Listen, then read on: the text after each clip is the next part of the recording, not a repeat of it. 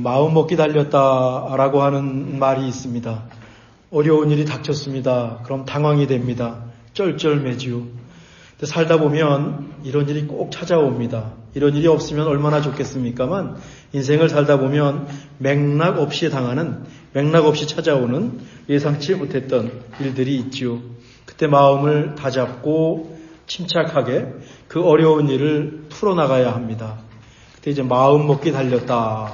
마음을 다스리는 것이 굉장히 중요합니다. 엊그제 목요소신에도 썼는데 중국에서 열린 아시안게임 3000m 계주 롤러스케이팅 경기에서 0.01초 차이로 금메달을 놓치는 안타까운 일이 발생했습니다.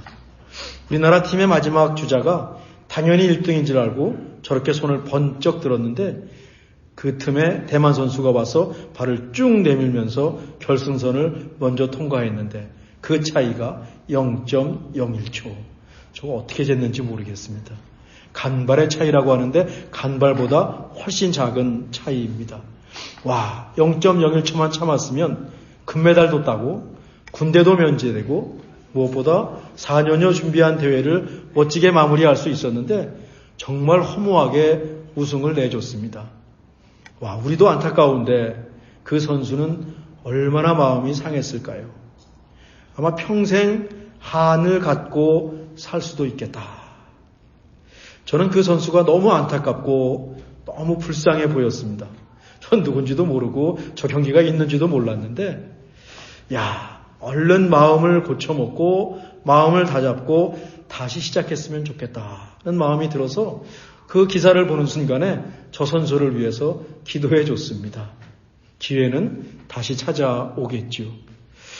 살다 보면 마음 먹기에 달린 일이 참 많습니다. 못된 마음을 먹으면 그것이 말로 나오고 또 행동으로 표출되고요. 좋은 마음을 먹으면 말이나 행동이 또 삶이 선해지고 여유가 생깁니다.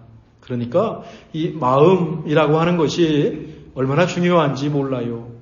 혹시 오늘 예배에 상한 마음을 갖고 오셨다면 예배 가운데 우리 하나님의 사랑과 은혜를 사모하시고 상한 마음에 회복이 임하기를 또 바랍니다. 힘겨운 마음을 갖고 오셨다면 예배 가운데 힘을 얻으시고 내일 월요일부터 화이팅! 새롭게 시작하시길 바랍니다. 신앙에 대해서도 무거운 마음을 가질 수 있습니다. 우리가 늘 성령 충만한 것이 아닙니다. 그때 우리를 끝까지 사랑하시는 예수님의 은혜가 오늘 예배 속에 임하고 또 신앙적으로 다시 일어서시기를 또한 부탁드리고 바랍니다. 우리가 연속해서 살펴보는 로마서 12장 2절에도 마음이라고 하는 단어가 나와요. 여기에 쓴 마음이라고 하는 헬라어 단어는 마음 먹기에 달렸다라고 하는 우리말의 마음과 아주 같습니다. 여기서 마음은요, 옳고 그름을 판단하는 자리를 헬라어에서 마음이라고 해요. 어떤 문제나 사안을 바라보는 관점, 마음 먹기 달렸죠. 생각이나 감정이 시작되는 근원, 거기를 마음이라고 하는 헬라어를 씁니다. 그래 마음이 중요하고 마음을 다스릴 줄 알아야 하죠. 마음 먹기에 달렸습니다.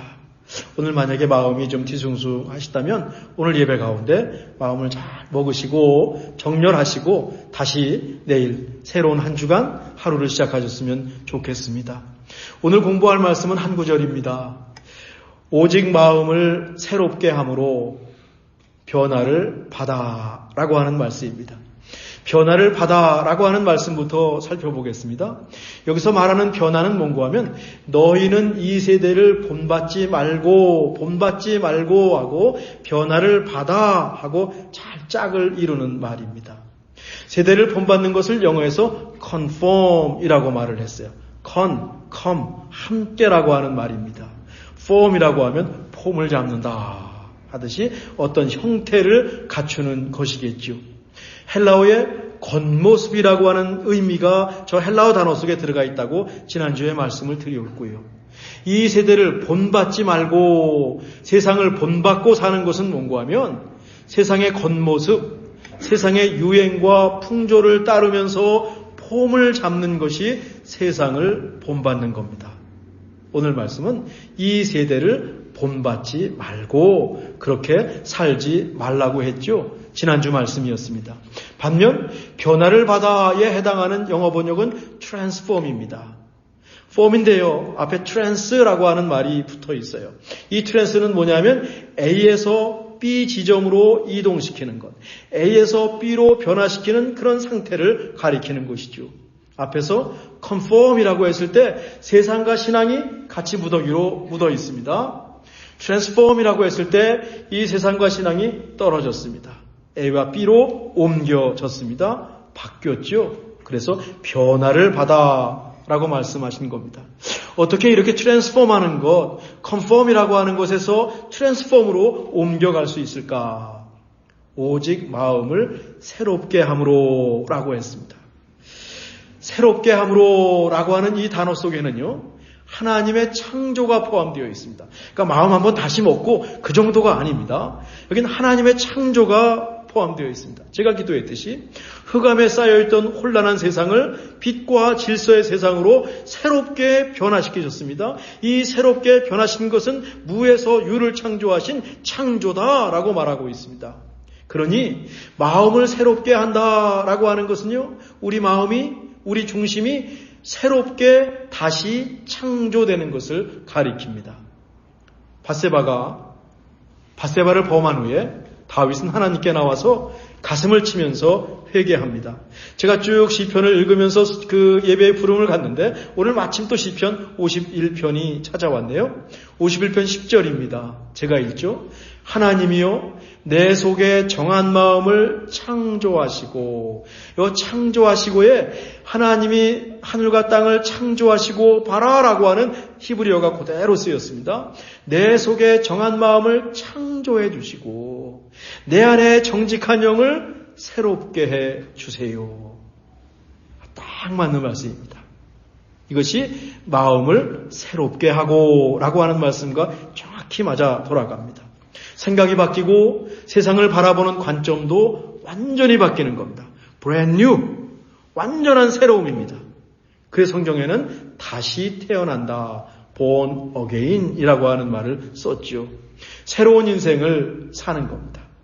예수 믿는 거는요, 이 정도의 변화입니다. 과연 우리는 어떤지요?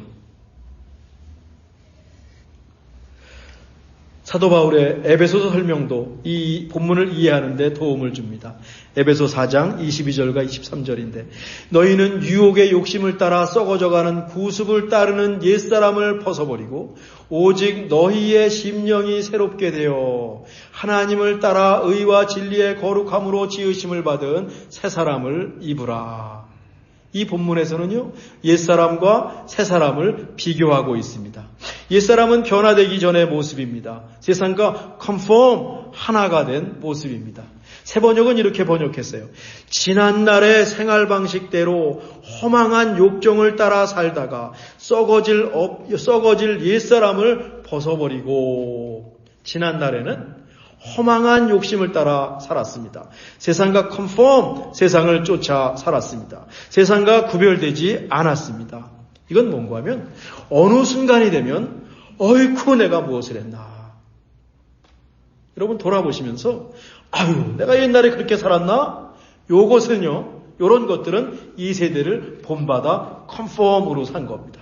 앞길도 보면서 지금 하고 있는 일들이 어느 순간이 되면 어이쿠 내가 왜 그렇게 살았지? 와, 이거 하지 말라는 겁니다. 이게 옛사람의 모습이라고 하는 것입니다. 썩어질 것이다 라고 강력하게 표현하고 있습니다. 이런 옛사람에서 새사람이 되는 것을 옛사람을 벗어버리고 새사람을 입으라, 옷을 갈아입는 것으로 비유하고 있습니다. 옛사람의 옷을 벗어버리고 새사람의 옷을 입으라. 다른 곳에서 그리스도의 옷을 입으십시오 라고 말하고 있습니다. 옛날 옷을 벗고 새 옷을 입는 행위가 바로 오직 너희 심령이 새롭게 되어, 오늘 본문에서 마음을 새롭게 함으로 변화를 받아 라고 했습니다. 그러니 마음에 새롭게 되는 것이 무척 중요합니다. 예수님을 믿기로 결심하고 예수님을 마음에 영접했습니다. 예수님을 따라 살기로 결심했습니다. 그러면 우리 안에 들어오신 예수님께서 우리를 변화시켜주십니다. 변화를 받아 수동태거든요. 옷을 바꿔 입으니까 새 사람이 되었습니다. 마음이 새롭게 되었습니다. 그러면 분명히 변화가 찾아옵니다. 왜? 마음은 우리의 생각과 행동을 변화시키는 시작하는 근원이기 때문에 우리 믿음이 마음이 새롭게 되면 분명히 우리 가운데 어떤 크고 작은 변화가 따라오게 마련입니다. 그리스도인이 되었다라고 하는 것은 이런 뜻입니다. 그런데 예수님을 믿어서도 자꾸만 옛날 옷에 대한 미련이 생기는 거예요. 옷장에서 옛날 옷을 만지작거립니다. 이거 참 좋았는데, 옛날에 좋았는데 딱 끊쳐야 되는데 어떤 때는 그 옷을 꺼내서 입고 세상으로 나갈 수도 있습니다. 그 옷이 편하거든요. 왜? 그 옷이 세상과 컨폼하는 옷이기 때문에 그래요. 이 세대를 본받고 싶은 충동이 있습니다. 그래서 세상과 하나님 사이를 왔다 갔다 할 때가 많이 있습니다. 우리도 그렇고 로마서가 쓰일 당시에 기독교인들도 마찬가지여서 바울이 지금 이 세대를 본받지 말고 오직 마음을 새롭게 함으로 변화를 받으라고 재차 가르쳐주고 있습니다. 우린 지속적으로 심령을 새롭게 해야 합니다. 날마다, 아니 순간마다 마음을 새롭게 하고 변화를 받아야 합니다. 우리의 잘못을 뉘우치고 바른 길로 가야 됩니다. 트랜스폼, 우린 매 순간 그 작업을 해야 됩니다. 한 번에 끝나는 것이 아니라, 그건 구원파들은 한 번에 끝난다고 말합니다. 성경은 그렇게 가르쳐주지 않습니다. 한 번에 끝나는 것이 아니라 지속적인 프로세스, 과정이라고 하는 것이죠. 이것과 관련해서 오늘은 감리교의 창시자 요한 웨슬리의 신앙 여정을 소개하고 싶습니다. 요한 웨슬리는 지금부터 320년 전 영국 성공의 목사인 아버지하고 청교도 신자인 어머니 사이에서 태어났습니다. 그러니까 요즘식으로 모태신앙, 태어날 때부터 그리스도인이었습니다. 웨슬리는 아버지가 성공의 목사였기 때문에 그때는 중산층 이상만 옥스퍼드에 갈 수 있었는데 이 아버지가 성공의 목사였기 때문에 옥스퍼드 대학에 입학할 수 있었습니다. 그 대학에 들어가서 홀리 클럽이라고 하는 것을 만듭니다. 신앙 동아리를 만듭니다. 일주일에 서너 번 캠퍼스에 모여서 헬라어 성경을 읽었고요. 일요일 저녁에는 신학 서적을 읽었고요. 라틴어 고전을 읽었습니다. 경건의 훈련도 철저하게 해가지고 매주 수요일과 금요일은 금식했습니다. 이들은 감옥을 일주일에 한 번, 두 번 방문했습니다. 매주 병들고 가난한 사람들을 찾아가서 1시간, 2시간 동안 그들을 위로하고 그들에게 복음을 전했습니다. 어린아이들을 위한 모임도 만들었습니다. 우리 속회 시작인 소그룹도 구성했습니다. 무엇보다 이 웨슬리 홀리클럽 멤버들은요, 성경을 너무 열심히 읽어서 그 별명이 뭔가 하면 성경벌레, 성경을 파먹는 벌레라고 하는 별명을 얻었습니다. 그 많은 책을 읽었고 많은 책이 있지만 한 권의 책을 대라고 하면 이들은 망설임 없이 성경을 댔을 것입니다. 이들은요, 자신이 정해놓은 규칙을 엄격하게 지켰습니다. 그래서 이들에게 붙여진 또 하나의 별명이 규칙쟁이, 메토드, 규칙. 그래서 여기서 감리교회 메토디스트라고 하는 말이 여기서 나왔습니다. 그러니까 우리 감리교회인들은요, 엄격하게 예수님 믿어야 됩니다. 그냥저냥 믿으면 안 되는 사람입니다. 메토디스트, 감리교회라고 하는 뜻입니다. 웨슬리가 미국 조지아로 선교를 떠납니다. 왔죠, 미국이니까. 3년간 조지아 선교를 마치고 영국으로 돌아가는데 대서양 한가운데서 폭풍우를 만났습니다. 배가 사정없이 흔들립니다. 웨슬리는 너무너무 두려웠습니다. 죽음이 너무너무 두려웠습니다. 이렇게 죽는 것에 대해서 웨슬리는 쩔쩔매고 있었습니다. 당황스러웠습니다. 그런데 저 한쪽에 어떤 사람들이 너무 평안한 겁니다. 알고 보니까 독일에서 시작된 모라비안 교도들이었습니다. 이들에게는 구원의 확신이 있었습니다. 죽음 이후에 부활에 대한 확신이 있었습니다. 하나님 나라에 대한 소망이 확실했습니다. 폭풍우도 두렵지 않다고 했습니다. 웨슬리가 이 모라비안 교도들을 보고 아주 큰 도전을 받습니다. 영국에 돌아온 웨슬리가 모라비안 친구 목사를 찾아가요. 친구 목사가 이렇게 묻습니다. 예수님이 당신의 구세주이심을 믿습니까? 라고 묻습니다. 웨슬리가 뭐라고 대답하냐면 그렇게 되기를 바랍니다. 라고 대답을 합니다. 내가 믿습니다 라고 대답을 하지 못하고 그렇게 되기를 바랍니다. 웨슬리가 옥스퍼드에서 그렇게 열심히 신앙생활을 했습니다. 미국 선교까지 왔습니다. 이미 목사가 되었거든요. 근데 구원의 확신이 없는 것은 아니고 구원의 확신이 흔들리고 있습니다. 왜? 폭풍 앞에서 흔들리고 말았습니다. 자기를 돌아보니까 저 모라비안 교도들은 저렇게 확신을 가지고 기도하고 있는데 내가 죽음을 두려워하는 것을 보니까 나에게는 구원의 확신이 없는가 보다 라는 자각이 생겼던 것입니다. 어찌 보면 모태신앙의 특징이기도 하지요. 웨슬리가 그때부터 신앙의 회의에 빠집니다. 웨슬리 신앙에 아주 깊은 슬럼프가 찾아왔습니다. 설교단에 올라갈 자신이 없었어요. 그래서 친구를 찾아가니까 친구가 뭐라고 조언하냐면 믿음이 생길 때까지 설교해. 확신이 생길 때까지 설교해. 거기서 멈추지 말라는 겁니다. 요한 웨슬리가 이 친구의 조언을 받고 설교를 쉬지 않았습니다. 그러면서 웨슬리 마음의 갈등이 심했습니다. 자기도 모라비안들과 같은 확신이 있기를 바랐습니다. 그러던 어느 날 저녁 올더스 게이트라고 하는 거리에서 열리는 조그만 집회에 참석해요. 가고 싶지 않았어요. 근데 저녁을 먹고 왠지 거기 갔어요. 앞에서 말씀을 전하는 사람이 마틴 루터의 쓴 로마서 주석의 서문을 읽으면서 복음을 전하고 있는데 이상하게 웨슬리 마음이 뜨거워짐을 느꼈습니다. 웨슬리가 35살 되던 1738년 5월 24일입니다. 웨슬리는 평생 일기를 썼는데 그때의 사건을 저렇게 적어놨어요. 저녁에 나는 별로 내키지 않는 발걸음으로 올더스 게이트 거리에 있는 한 집회에 참석했는데 거기에서 한 사람이 루터의 서문을 읽고 있었다. 8시 45분경에 그가 그리스도 안에 있는 믿음을 통하여 하나님께서 마음의 변화를 일으켜 주시는 일을 설명하고 있을 때 나는 내 마음이 이상하게 뜨거워짐을 느꼈다. I felt my heart strangely warmed. 뜨거워지는 건 아니에요. 펄펄 뛰는 건 아니에요. warmed. 따뜻해지는 것을 느꼈다. 나는 구원을 위해 오직 그리스도만을 신뢰한다고 느꼈고 확신했고 그분이 내 죄를 다 없애시고 나를 죄와 사망의 법에서 구원하셨다는 확신을 얻었다. 그리스도 안에 있는 믿음을 통하여 하나님께서 마음의 변화를 일으켜 주시는 일, 이것이 바로 오늘 본문에서 마음을 새롭게 함으로 변화를 받아. 에베소 말씀으로 하면 심령이 새롭게 되어 변화를 받아.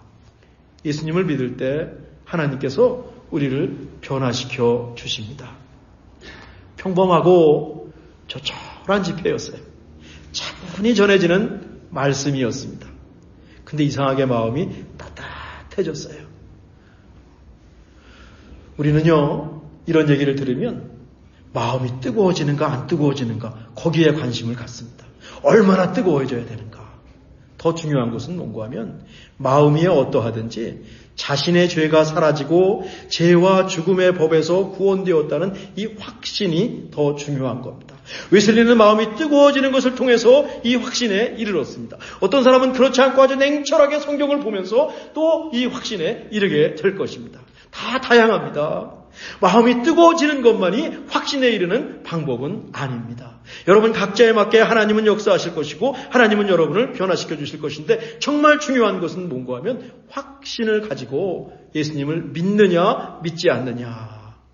웨슬리를 괴롭히던 확신의 문제를 해결했습니다. 새롭게 회심했다라고 말합니다. 그 전까지 웨슬리는 어쩌면 생각으로 믿었겠지요. 노력했지요. 때로는 규칙쟁이라고 불릴 정도로 율법적으로 믿었습니다. 자기 노력과 힘으로 믿었습니다. 신앙의 여정에서 그것도 굉장히 중요합니다. 이것만도 대단한 겁니다. 그런데 폭풍 앞에서 확신이 없었어요. 쉽게 지치고 흔들렸습니다. 내 힘으로 믿는 느낌이니까 지칠 수밖에 없어요. 그래도 웨슬리는요, 계속 설교했습니다. 쉬운 일 아닙니다.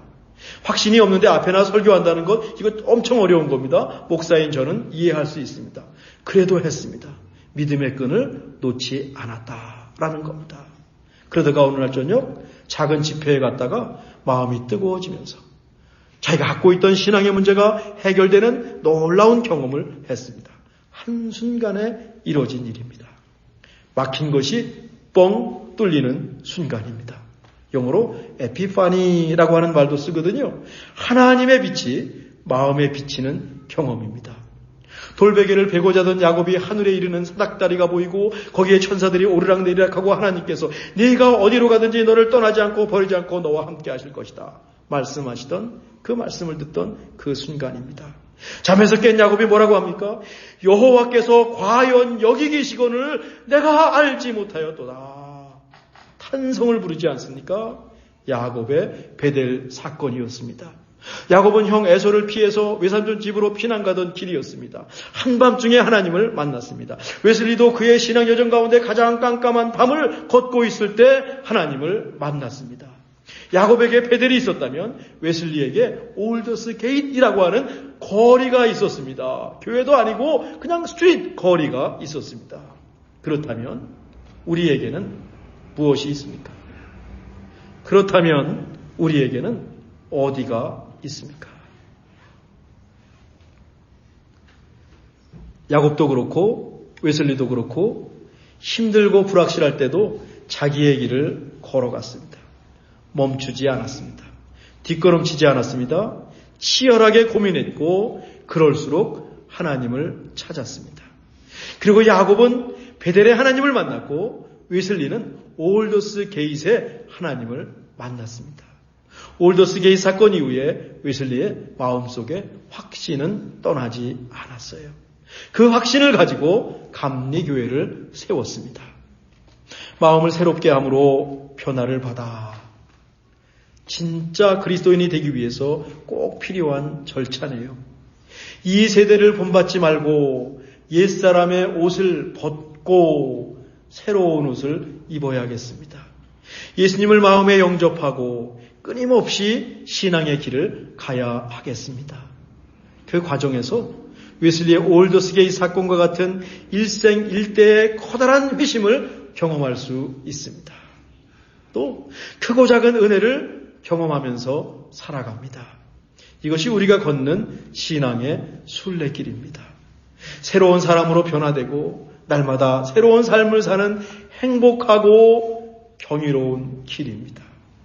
여러분, 이 행복과 이 경이를 누리면서 살고 있는지요? 이 기쁨이 우리에게 있기를 간절히 바랍니다. 살다 보면 0.01초 차이로 금메달을 잃어버릴 수 있습니다. 누구나 실수합니다. 그때도 하나님을 바라보고 하나님을 의지하면서 다시 일어설 수 있는 것도 믿음입니다. 우리 안에 가 있는 확신이에요. 아니 우리 삶의 모습이 어떠하든지 하나님 안에서 내가 새로운 사람이 되었다. 우리의 지금 삶의 모습이 어떠하든지 하나님 안에서 내가 새로운 존재가 되었다. 이걸 두고 기뻐하니 목숨 걸었던 세상일에서 여유를 찾을 수 있습니다. 세상과 컨펌하고 있으면 세상일을 엉겨가지고 쩔쩔매고 살아갑니다. 트랜스폼하면 세상일을 좀 멀리서 우리가 바라보면서 여유를 가지고 세상을 살아갈 수가 있습니다. 예수님의 옷을 갈아입고 한 주간 날마다 새로운 삶을 살기를 간절히 원합니다. 진짜 그리스도인으로 살고 싶습니다. 그 여정에서 우리 마음을 뜨겁게 하시는 성령의 역사, 하나님의 손길까지 경험한다면 더 바랄 것이 없겠습니다. 기도하겠습니다. 하나님, 우리의 마음이 하나님을 향하게 하옵소서. 우리의 삶이 어떠하든지, 우리의 신앙이 어떠하든지 날마다 우리 마음을 새롭게 하고 확신을 갖고 하나님을 믿게 하옵소서. 예수님의 이름으로 기도드립니다. 아멘.